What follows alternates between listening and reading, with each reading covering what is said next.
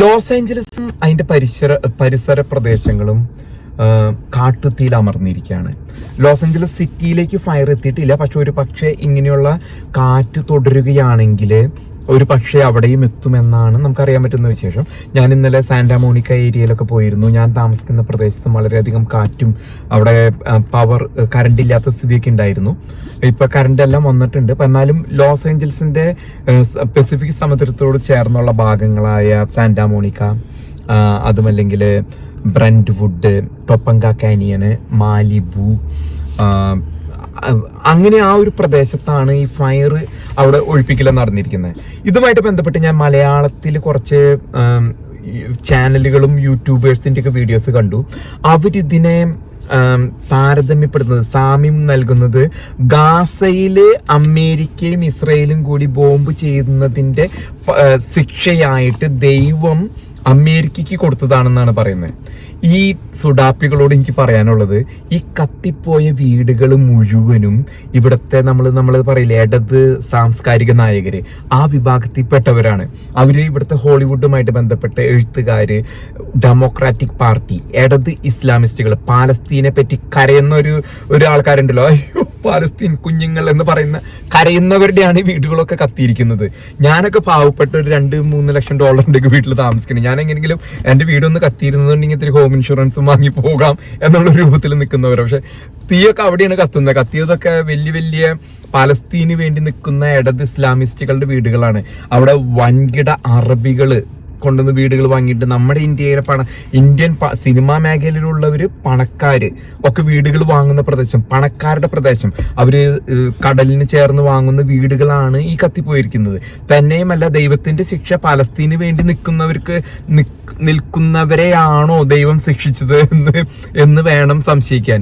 സുഡാപ്പികൾ പറഞ്ഞ പോലെ അമേരിക്കയ്ക്കല്ല കിട്ടിയിരിക്കുന്നത് ഇവിടുത്തെ കമ്മികൾക്കാണ്. ഇടത് ഇസ്ലാമിസ്റ്റിന് വേണ്ടി, പാലസ്തീന് വേണ്ടി നിലകൊള്ളുന്ന സാംസ്കാരിക നായകര്, സിനിമാക്കാര്, ഇവരിടയ്ക്കിടയ്ക്ക് ക്യാമറയുടെ മുമ്പിൽ വന്ന് കരയുന്നത്, അയ്യോ നോക്കൂ പാലസ്തീനിലെ കുഞ്ഞുങ്ങളെ നോക്കൂ.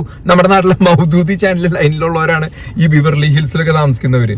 പക്ഷെ അവരുടെ വീടുകളൊക്കെ 40 മില്യൺ, 25 മില്യൺ, 50 മില്യൺ, അതായത് ഒരു 100 കോടി രൂപയുടെയൊക്കെ വീടുകളിൽ അവർ താമസിക്കുന്നത്. ഇവർക്ക് ആ പണമൊന്നും ഒരു വിഷയമല്ല. കാരണം നമ്മുടെ നാട്ടിലെ അതേ സ്റ്റൈലാണ് ഇവര് സാംസ്കാരിക നായകരെന്നറിയപ്പെടാം.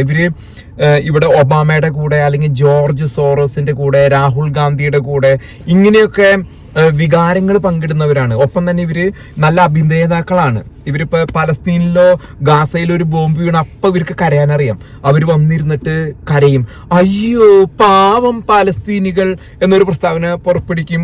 അത് ഒബാമ വിളിച്ചു പറയും, നിങ്ങൾ ഒരു പ്രസ്താവന പുറപ്പെടുവിക്ക്. അപ്പൊ ഇവരെല്ലാവരും അയ്യോ പാവം പാലസ്തീനികൾ എന്ന് പറഞ്ഞ് പുറപ്പെടുവിക്കുന്നവരുടെ വീടുകളാണ് ഈ കത്തിപ്പോയിരിക്കുന്നത്.